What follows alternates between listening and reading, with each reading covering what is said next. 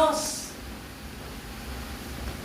ikaw at ako ay dapat magkaroon ng pusong katulad ng ating Panginoong Jesucristo, na marunong matutong maging maawain sa kapwa.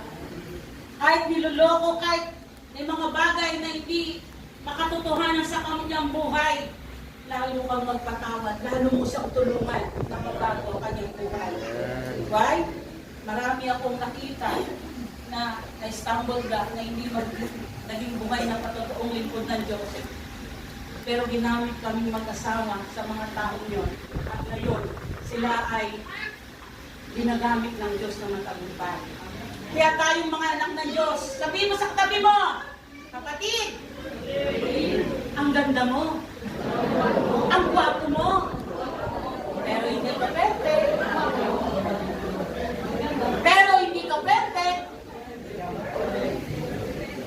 Hallelujah! Kahit hindi po tayo perfect, kahit hindi po tayo faithful, minsan, ang Diyos ay perfect. Amen?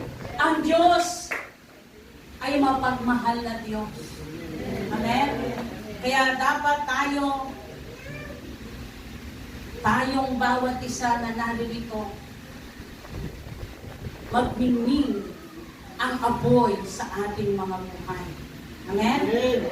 Sa susunod na Sunday, itong dami nyo, triple, hanggang labas, pupunuin ng Diyos. Dahil may puso kayo na naawa sa inyong kapwa. Amen? Dalhin mo yung pinaka-worst mong kaibigan. Dalhin mo yung kapatid mong sinasaktan ng iyong damdamin. Dalhin mo yung nanay mo na hindi mo madala. Maging mabuti kang uwaran sa iyong pamilya. Why? Dahil hindi mo madadala ang iyong mahal sa buhay kung ang buhay mo ay hindi magandang patotoo sa kanilang harapan.